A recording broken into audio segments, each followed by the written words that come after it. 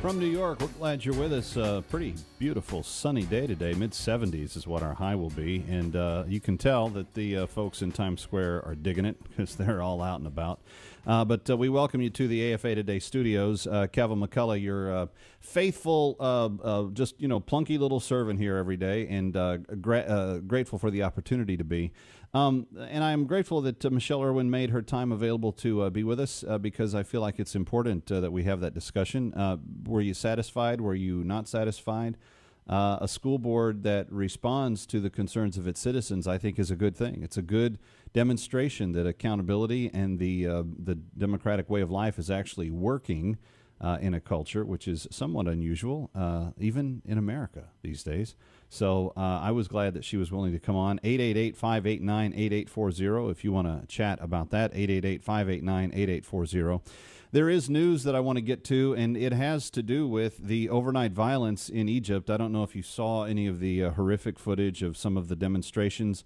525 people now dead in Cairo from the violence that has broken out there. Many more people injured, and even folks dumping over an armored vehicle filled with police officers, pushing it off the bridge, and watching it go land upside down, injuring and killing many of those inside. Friends, this is a violence-ridden situation there that is really fundamentally being underscored by those that wish to see Sharia law become the law of the land there. What we are observing is that the Muslim Brotherhood is acting out on its very worst instincts, and is doing all that it can to bully its way into power, wanting to stay in power, and then once it is there, use non-constitutional means to change the law of the land so that it does become a Sharia-governed country. The majority of Egyptians don't want that, and that's what has what has broken out and what is being seen in the situation there today. But one of the stories that is being nearly completely ignored in the reporting of this comes to us today from Andrew McCarthy, writing for the National Review. In a familiar pattern, he writes, the Western media are focused on the military raids against Islamic supremacists in Egypt, but ignoring the latter's use of violence and of women and children as human shields. The protesters, everyone is saying, are peaceful, when similarly ignored, Islamic supremacist aggression against Egypt's Christians, which was a prominent feature of the Muslim Brotherhood governance, is disingenuously reported. The Agence France Presse reported of the fact that the Brotherhood and its allies are torching Coptic churches. Those are Christian churches. The AFP endeavors to exculpate the Islamic supremacists by editorializing in the report that these were reprisal attacks. So what that press agency is reporting is that the Christians were attacking the Brotherhood, and therefore they're fighting back to get even with the Christians. That doesn't appear to be the case. But the Brotherhood was not ousted by the minority Copts, and McCarthy says, to be sure, the Copts far prefer to take their chances with a largely secular, technocratic government backed by the armed forces than the rampant persecution they endured while Brotherhood was running the show.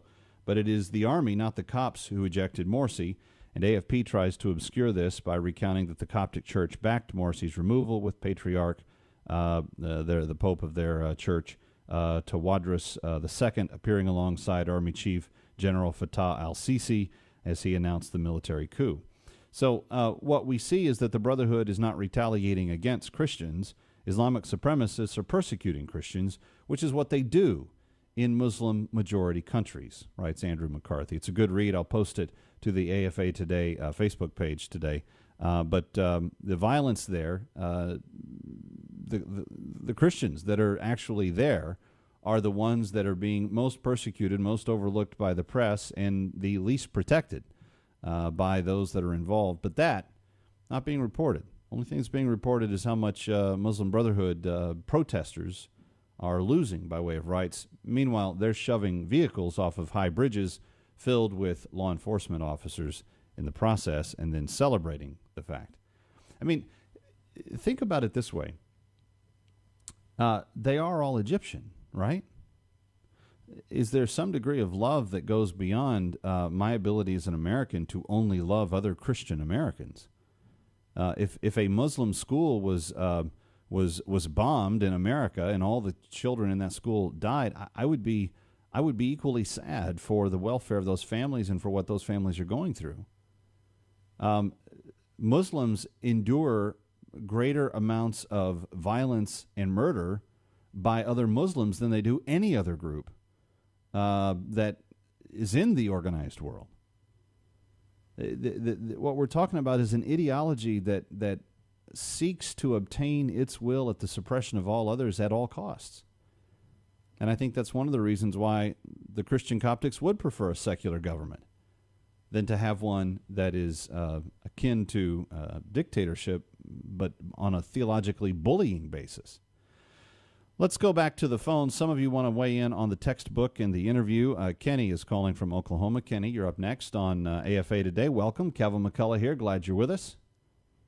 Thank you very much, Kevin. Thank you very much for your program. I would like to ask why you did not get down to the bottom line and ask Michelle the very quotations from the textbook that no doubt presents Islam in a very positive light. Why did you not present those quotes to her and ask her directly about that situation? Because, Kenny, I don't have a copy of the book or those quotes in front of me. What quotes would you like to? What quotes would you have liked me to ask her about? I don't know the quotes, and probably a lot of other people don't. So that's why we would like for you to have done your homework and presented the quotes to her, and then try to see if she is going to defend those quotes that are in the textbook. Okay, Kenny, did you listen to the interview at all? Excuse me? Did you listen to the interview at all? I most certainly did, Kevin. Okay. So what I did have is the information as it was reported by outlets yesterday, and I asked her about that specific information. The main thing that was reported in the reports yesterday dealt with the amount of content in the book and the desire of the school board to do supplemental inclusion. I asked her to address both of those, and I let her speak her answers for herself. I never had exact quotes from the book yesterday. I don't know what exact quotes you're thinking that I should have supplied her. I don't have a copy of the book. I'm in New York. What I was able to do was to get her to contextualize the weighted material. Why are there 36 pages versus 3 paragraphs? Whether you accept her explanation or not, she deserved the right to be given the opportunity to explain what it was.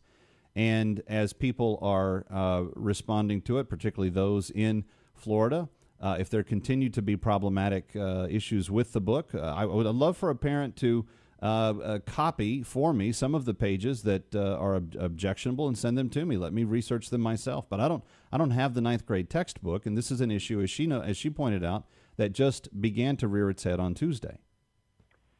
Well, I appreciate it, Kevin. I just think that she should be held accountable and everybody responsible for the things that are written in the book. But I thank you anyway, Kevin. Well, I did make it clear, and if I didn't, I do apologize. I did make it clear at the end that she and every other public school employee answer to us. What I would love for someone to do that is listening in Florida, that is observing in Florida, that has access to the 9th grade world history book that 51% of 9th graders are using in Florida, is if there are quotations from the book that seem to be out of context in some way, not factually accurate, historically accurate, et cetera, et cetera. Again, my issue with bringing this up yesterday had nothing to do with the inclusion of Islam in a world history textbook. If you don't put Islam in the context of world history, you're not going to teach world history. Just like if you don't include Christianity or Judaism, you're not going to be teaching world history. More history is attached to the development of those 3 religions than has ever been attached to the development of governments. So if you don't know the history of those particular world faiths, you're not going to understand world history as a whole. So my issue is not with the explanation of the history being in the book. It is it being taught at the exclusion of Christianity? And I asked her about that and allowed her to give her statement on it. Let's go to George in Missouri. George, you're up next on AFA Today with Kevin McCulloch. Glad you're with us. Hey, Kevin, how you doing? Oh, by the way, your train's on the right track, buddy. Thank you. I just wanted to tell you that that book that you were talking about that I was listening about on the radio. Yeah. It's the long-term thing. Our president and all of his cronies and everything, they spend more money than they got time. And they can't spend a little bit of money redoing this book. I mean, 100,000, 200,000, they blow through trillions. And the funny, the stupid part about it is, Kevin, there's going to be 6 years of this with ninth graders. How many people is that going to mess up? They need to redo it. I mean, hey, they redo engines on cars. They can redo a book.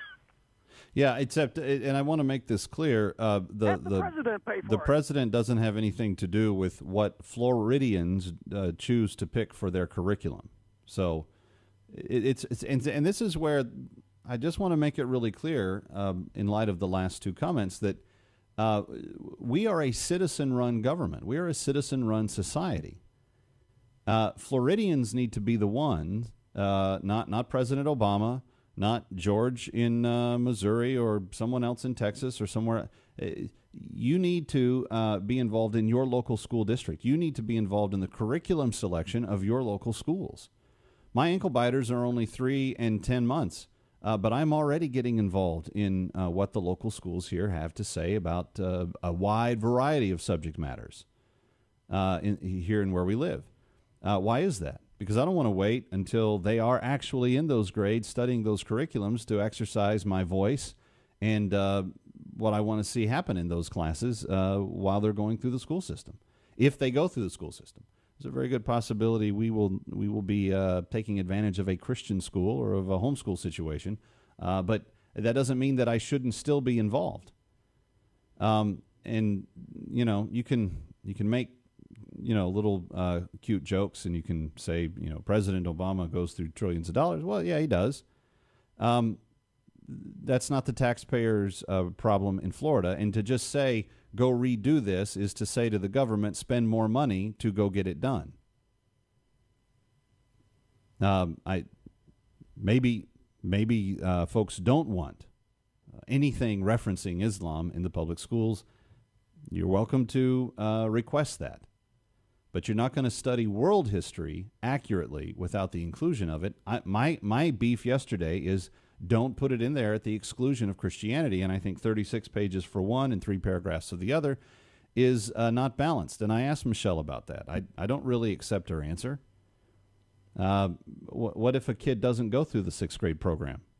Then they're only getting the 9th grade version. And even if you skip 7th and 8th grade going through American history, if you go back to world history, you got to kind of start from the beginning again. Even your 9th graders aren't going to remember everything that they studied 4 years earlier. Let's go back to the phones. Monty's calling from Virginia. Monty, welcome. You're on AFA Today with Kevin McCulloch. Glad you're here. Kevin, thank you.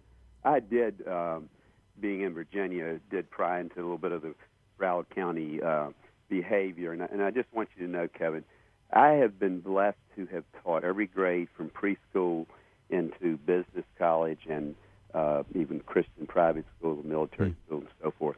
But my point is, when you teach history, you absolutely, this is what saddens me, you could teach every major religion if we chose to put it in the curriculum, and it would be to the advantage of everybody knowing the basis of the religion, not trying to persuade anybody to change what they believe. Right. And it really bothers me, Kevin. But on this date, someone lived and someone died, and on this date, someone rose again, and on this date, this prophet said this and started this movement that then impacted socioeconomically these countries. I get it. You got to talk about the facts of what happened. And you're right, Kevin. The problem we're having, in Virginia, we chose to do what was by law, the civil rights, in 63, 64. I was one of the first white students among the first 20 black students admitted to these county schools. And to this very day, those black students are some of my closest friends. And I was president of the High Y Club and so forth and so on.